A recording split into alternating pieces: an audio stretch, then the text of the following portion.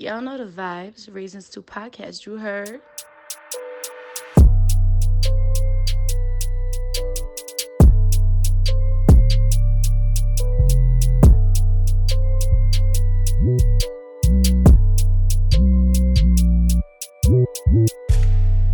I think that's why we have to understand these people are kids. No, they Kids are. are very impressionable.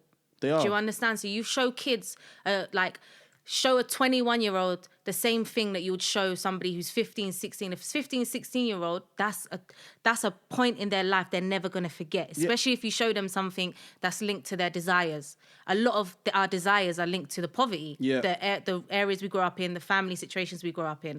Do you get what I'm saying? And that's trauma within itself. Yeah. So if the elders are now showing all this stuff and glamorizing the lifestyle through the music, through all of these kind of things, we are just implanting impressions in these kids' minds, and it's only a matter of time before they come to their own conclusion that this is the best decision. I wish a lot more guys that like traded, that did properties, I wish they glamorized their lifestyles, but they don't live like that. But not even, I wish, like, obviously there's some of them do glorify it, but the thing is that, like, not to the point of like, oh, don't do it because this is gonna get, because I think that's the wrong message all the time. What we always do with the youth is that, like, we always try to, like, let's say I trade, this can get you the rollie, this can get you this. Let's do it for the good reasons. This can help your take your mum out of the hood, or pay for her dues, or this is gonna help you set up yourself for the future, and etc. Like, but no, like, we want to just, like, we always glorify the materials of life. Like, we never glorify, like, the fundamental things. Like, I'm always saying that I literally, whenever I speak to the youngest in my area,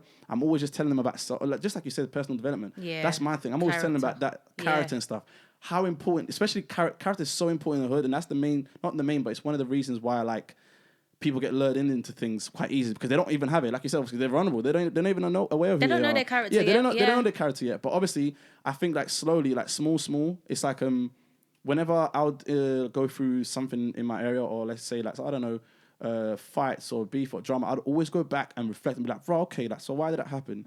And, like, what was the reason for this? Did I react cool? How would I have improved that? Okay, next time, what will I do? Like, it's just like them little small things. But in my mind, I'm thinking, wait, are these people going home and going, oh, fuck, I should have flicked out the shank sooner, or I should have done this sooner? It's like, you can go ahead and obviously live that life because it's what you're going to become a product of your environment. I get it, but I wish that maybe, like, the people that are, like, being glorified, like the rappers, it's mainly rappers, reality. Yeah. Like, I wish that they actually took a time apart to I know they're not gonna go into communities and do talks and shit, but I wish that they at least spoke to the youths a bit more and be like, yo, like, because I mean, I've noticed that maybe because of Corona, the knife crime game has gone down a bit. I don't think it's not been as loud. I'd say I think it's probably because of COVID, but I wish that they maybe, like, just spoke a bit more about just finding themselves and like trying to do more, because I mean, from the outside looking in, maybe because we're older now, I don't really see much drama going on in the streets anymore. Of course, when we were younger, we used to see it all the time on our main roads.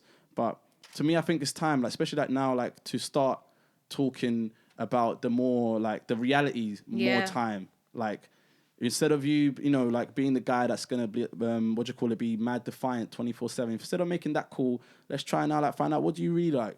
Let's not be ashamed that you like to draw. Let's not be ashamed that, because you'll be so surprised how much talent there really is. Yeah. Like, let's not be ashamed of those things that you might play a guitar, you might do this, you might do that. Like, let's embrace it. Let's try to do that. So yeah, man, that's what I really wish, and that's what I see in you, is that, like, you was able to break out of that, and of course, and now you're passing your message on to younger boys and girls, or to younger girls, or, like, whoever you mainly speak to. Yeah. And we just need more of that. But moving on, let's get into Daddyless Daughters. Of course, I'm aware that what was I going to say, that it's based around just young girls that you mainly speak to between the ages of, I think it was like maybe 13 to 25. Yeah, like I'm struggling with the ages, because this is like a universal conversation. Yeah. And I don't think that I can put any more age groups on it.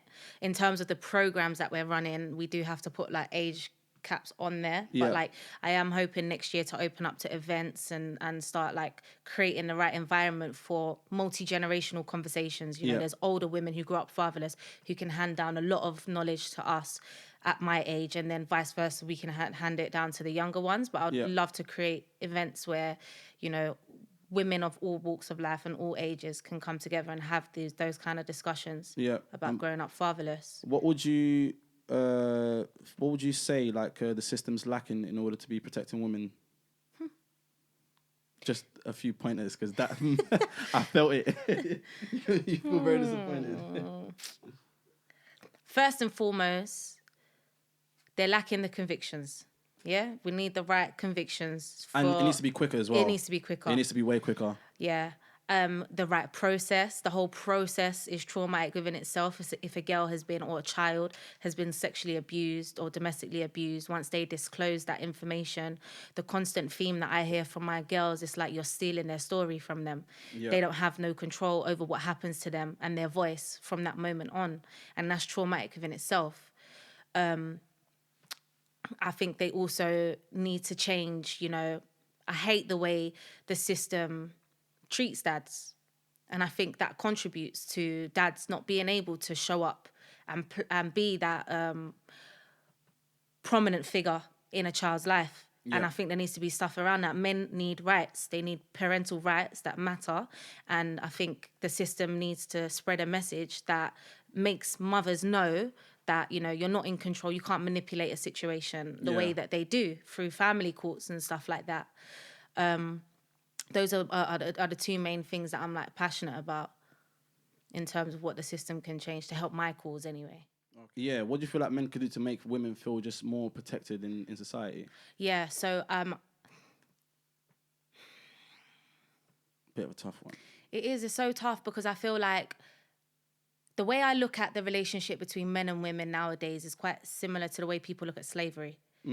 And the reason why I do, because women have been left vulnerable for so long and have gone through so much. Like, my mum's trauma has trickled down to me, my sisters. Do you get what I'm saying? Like, it proper comes down in our bloodlines that I'm not sure. I feel like it's going to take generations to undo for us to get to a healthy place where women now fully trust men and vice versa. That men need to just have more respect in the aspect of as men, when we're obviously nurturing our children, to show them that respect, not by like just saying that, oh, only respect your, because there's a lot of times that people say, oh, only respect your sister or only respect your mother, but when you're outside as well, like, have respect for like your female friends and etc. More time that we want to just brush that shit to the side. Yeah. And I think there needs to be a point where we should be having conversations with young boys to let them know that, like, yo, like, you need to respect them just as much as you respect your boys. So the same way. I also think men need to hold other men accountable. 110%. A lot of men don't hold their friends accountable, don't hold other men. Even when women do come forward and disclose the story, like, men have to see hardcore evidence before you understand that this is the truth. But I understand men are quite logical thinkers, they're quite factual thinkers and stuff. And plus, they experience women on an emotional level, so they know how manipulative a woman can be. Yeah. However, I also feel like there's certain situations where men have to hold each other accountable, and that could be as simple as the other Friday when I was celebrating my birthday, was in the club. One man just grabbed my friend's breast out of nowhere. Do you get what I'm saying? Yeah. And the friends that he's with, so now we're getting ready to argue with them, we're arguing with them, and the friends are like just standing there watching the argument instead of just saying, yo, don't do that, you can't do that, don't do that to girls. Do you get what I'm saying? Yeah, it's them things there. So especially with that, like, something like that, for example, that could never run like in my part with my friendships, for example, but there's other people that I've seen that do things that I don't condone. I think to myself, but how on earth are you even still, how are you seeing a right in that? Especially like that. How many times do guys do that in clubs and stuff? But I think there needs to be a point where the same way that we do all these like knife crime talks and all these talks with kids and stuff and all these assemblies in schools, there needs to be times where we need to be talking to boys, like literally, because they might not be getting that nurture at home. Yeah. To let them know, like, you need to learn how to actually behave. Because I'm 27. There's still guys that I know at my age that don't know how to act around a woman. They don't know how to talk. They don't know how to just move around them. They do scatty stuff like, not respecting their personal space. Yeah. So they just feel it's the entitlement that's fucked. It is the entitlement. But also, a lot of men were abused and they don't even know it. Yeah, so true. The lines have been blurred on so many different levels. Not a lot of men, a lot of men were abused as boys. Yeah. And they don't understand that beast that was birthed in them when they were molested. Yeah. Do you get what I'm saying? And how to tame that and how to control that. These are serious things. When you have experienced sexual trauma before a certain age, you need to go through a process. Yeah. And if a lot of people avoid that process, because it's very hard to be at war with yourself 24/7. So then they deal with it in different ways. Do you get what I'm saying? And they have to feed that beast in different ways. No, true. So I feel like those conversations are needed, but we also need to have like a system or a multi-agency approach that's in place. So when if that abuser breaks down and they were abused, there's also a support system for them. Do you get what I'm saying? Yeah, yeah. I don't feel like they should be cast out and cancelled, No, for yeah, no, example. 100%, Like I feel like 100%. everybody needs help from this. Like the statistics are higher for boys that have been abused sexually as kids than it is for girls. Crazy. The I would statistics are never higher. think that. They are higher. And there's not a lot of help for boys around that. And a lot of boys, I feel like, a lot of my guy friends, their virginity was taken by older girls. But they kind of, their perception of seeing it is from an ego aspect. Yeah, yeah. They don't see it as, I'll say to them, so guys, do you not think that you was groomed or like that girl, like that woman sexually exploited you? No, we're gonna glorify that. Of course we are. Why?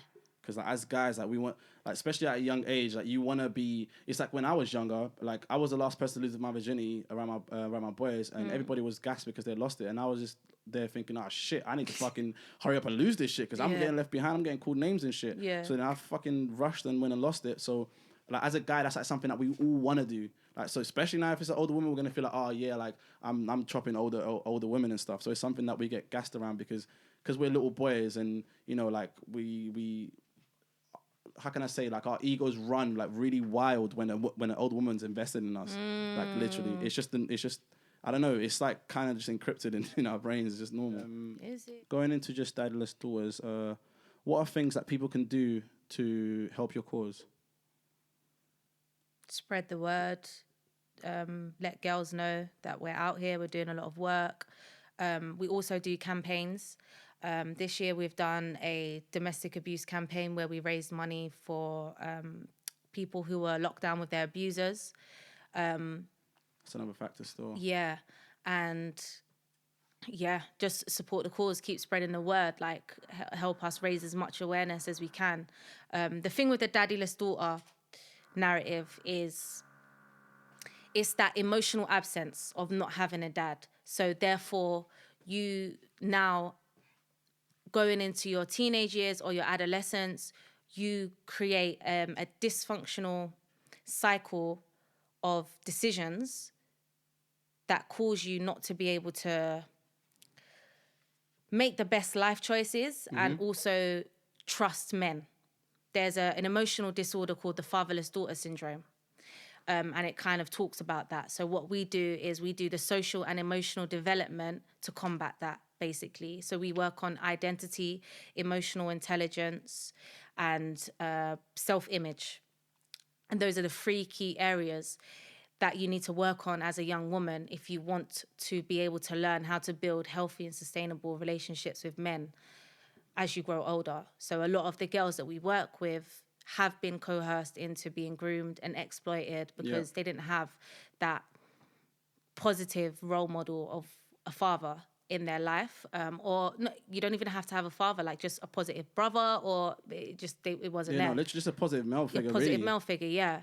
And they didn't have that, so they then went on to repeating. And what have been like some of the experiences that I've seen, like I saw that today, like women are getting being raped and groomed at like the ages of like 3 and 4 and all them sort of little things, and these are things that you don't really hear. Like, and I would say I was shocked because I would never think that as a guy. Like, what would you see in a 3-year-old? Like, it wouldn't make sense to me because of course, I don't have that sort of brain, but that shit there like really like messed me around. And have you dealt with loads of girls that have been around that sort of experience? 100%, yeah. Most of our girls have been molested from the age of 3 years old.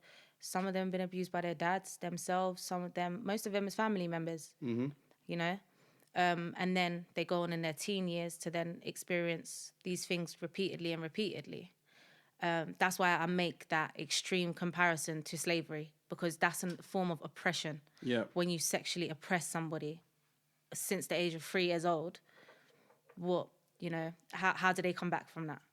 really and truly. But most of our girls have experienced stuff like that from a very, very young age. And it always seems to kind of stem around the age of 3-4 years old that the abuse starts, really, yeah. Yeah, that's crazy to hear, man. But it's been lovely having you. And I hope Thank you that, for of having course, me. that 100% that people definitely tune in. Is there any ways that people can maybe like make Yeah, donations so as well? we've got a PayPal account. They Yeah. have to contact us on our IG to be able to get access to our PayPal account.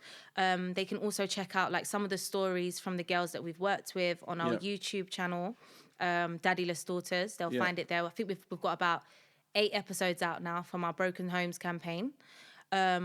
And yeah, Instagram at daddyless_daughters. They can find us there. And our website is www.daddylessdaughters.co.uk.